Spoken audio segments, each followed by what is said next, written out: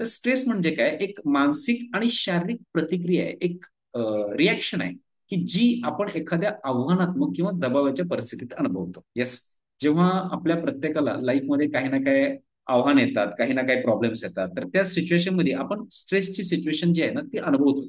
काही ना काही आपल्याला वाटायला लागतं, मग निगेटिव्ह फील व्हायला लागतं. थोडक्यात दॅट इज स्ट्रेस.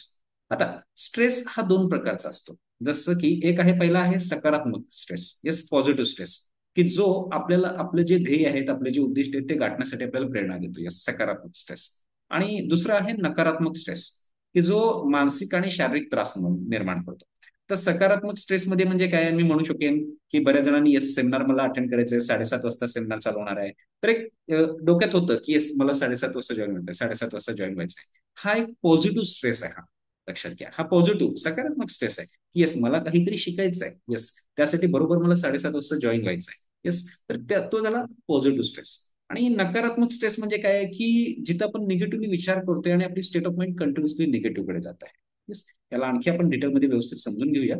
तर आपण बघितलं दोन प्रकारचा स्ट्रेस आहे, जसं की काही उदाहरण पण देता येईल, की जसं की परीक्षेपूर्वी विद्यार्थी जेव्हा असतात, जेव्हा त्यांना ताण येतो परीक्षेच्या वेळेस, अरे एक्झाम मध्ये जाऊन, मग जेव्हा अभ्यासात लक्ष केंद्रित करायला भाग पडतं, तर हा ताण जो आहे हा सकारात्मक ताण म्हणू शकतो, पॉझिटिव्ह स्ट्रेस. येस.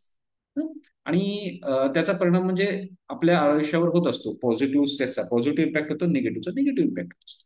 तर सायंटिफिक अँगलनं जर बघितलं, विज्ञानाच्या दृष्टिकोनातनं, ताण जो आहे, स्ट्रेस जो आहे, हा मेंदूच्या फाईट अँड फ्लाईट प्रतिसादाचा एक भाग आहे. जेव्हा आपल्याला धोका वाटतो तेव्हा शरीर आपोआप प्रतिक्रिया देतं. येस, म्हणजे काही ना काही प्रतिक्रिया देत असतं. जसं की बघा, काही जणांना मोठा आवाज ऐकू आला किंवा काही ना काही असं स्ट्रेसफुल सिच्युएशन असतात, काहींना हातापायाला घाम येतो, काहींना हृदयाचे ठोके वाढतात, काही ना काही प्रत्येकाला वेगवेगळे सिम्टम्स येत असतात. जर हे असं काय येतात फिजिकल बॉडीवर सिम्टम, जेव्हा त्या मेंटल स्ट्रेसला आपण मेंटली हँडल नाही करू शकलो, तर मग त्याचा फिजिकल बॉडीवर इम्पॅक्ट व्हायला लागतो. राईट. तर आता फाईट अँड फ्लाईट हा रिस्पॉन्स आहे जो आपल्या ब्रेनमध्ये वायर्ड आहे. हा कंटिन्युअस रिस्पॉन्स आहे. एकतर फाईट म्हणजे काय, सिच्युएशनशी लढणं, झगडणं. येस, हे असंच का झालंय, मला इथे नीट करायचं, येस. आणि फ्लाईट म्हणजे काय, जाऊ दे, सोडून द्या. फाईट आणि फ्लाईट ह्यामध्ये आपण बऱ्यापैकी दिवसभर असतोच, प्रत्येक जण असतो फाईट अँड फ्लाईट मध्ये. कारण की हा रिस्पॉन्स आपण म्हणजे हजारो लाखो वर्षापूर्वी जेव्हा जंगलात राहत होतो अश्मयुगीन काळात, तेव्हापासून आपल्या ब्रेनमध्ये हा फाईट अँड फ्लाईट रिस्पॉन्स हा ब्रेनमध्ये वायर्ड झालेला आहे. कारण की त्यावेळेस जंगलात राहताना आपल्याला फाईट अँड फ्लाईट रिस्पॉन्सची खूप गरज होती. आज आपण जंगलमध्ये राहत नाहीये, आज आपण कॉन्क्रीटच्या जंगलमध्ये आहे, पण तरी पण तो रिस्पॉन्स तसाच आहे, फाईट अँड फ्लाईट रिस्पॉन्स आपल्या ब्रेनमध्ये वायर्ड झालेला आहे तसाच.